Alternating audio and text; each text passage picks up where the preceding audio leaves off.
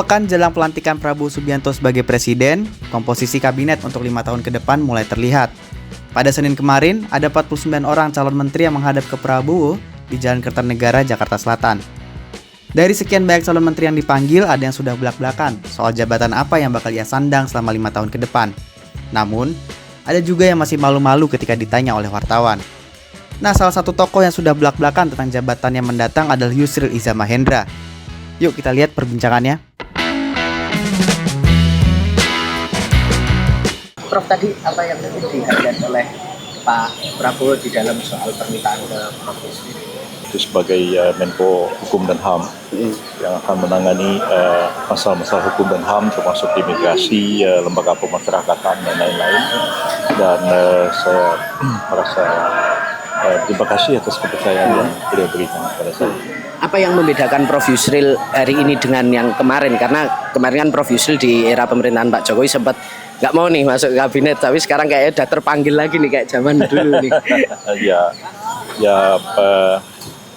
Sebenarnya sih sedih aja kalau diberikan tugas yang tanggung jawab ya, baik oleh namanya tugas yang diberikan oleh Presiden kan merupakan satu tugas yang mulia dan karena itu ya tentu kita akan menerimanya. Nah, kalau Yusril sudah buka-bukaan soal jabatannya kelak, beda nih dengan Sekjen PSI Raja Juli Antoni. Ketika ditanya wartawan, Raja Juli masih tutup mulut soal posisi menteri apa yang bakal ia duduki. Nah, selain itu Raja Juli juga nggak mau berspekulasi soal kemungkinan Ketua Umum PSI Kaisang Pangarep bakal masuk ke kabinetnya Prabowo.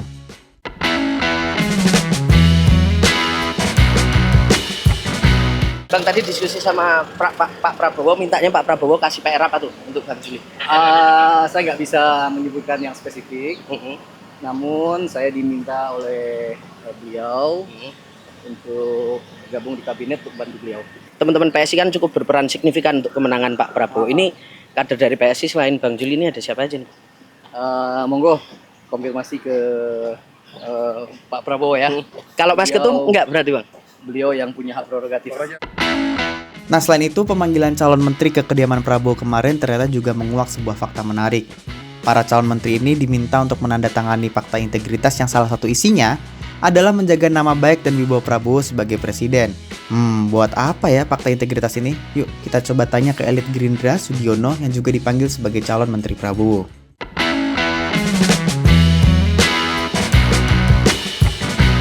Bang, izin tanya Bang, itu kan tadi beberapa menteri mengatakan memang ada penandatanganan fakta integritas. Ini sebenarnya apa sih Pak yang membuat Pak Prabowo itu pengen fakta integritas itu jadi komitmen bersama para menteri-menteri mendatang? Saya kira itu udah komitmen ya untuk setia pertama kepada Pancasila dan Undang-Undang Dasar, kemudian melaksanakan tugas apapun nanti yang diberikan oleh Presiden terpilih secara bertanggung jawab. Dan saya kira itu adalah sebuah hal yang wajar. Terus ada juga di situ apa menjaga nama baik presiden itu ada juga itu Bang Sugi?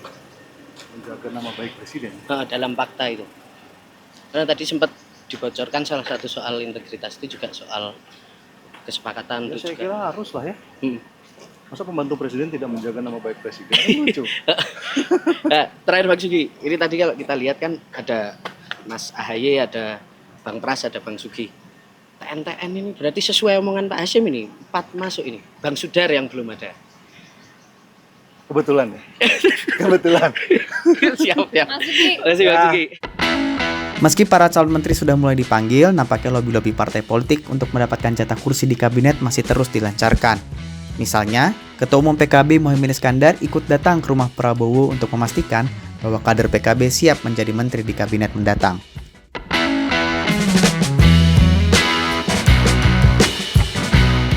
Yes. Tadi sekarang akhirnya udah diajak ngobrol Pak Prabowo, udah fix. Iya, akhirnya disampaikan pada beliau akan dilibatkan dalam pemerintahan dan kami sampaikan seluruh kader-kader PKB termasuk PKB